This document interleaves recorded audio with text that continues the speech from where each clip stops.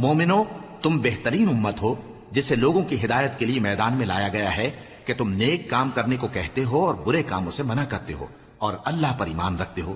اور اگر اہل کتاب بھی ایمان لے آتے تو ان کے لیے بہت اچھا ہوتا۔ ان میں ایمان لانے والے بھی ہیں لیکن تھوڑے اور اکثر نافرمان ہیں۔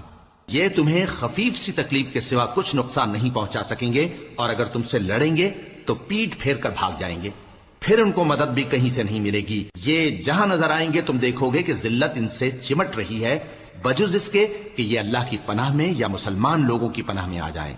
اور یہ لوگ اللہ کے غضب میں گرفتار ہیں اور ناداری ان سے لپٹ رہی ہے۔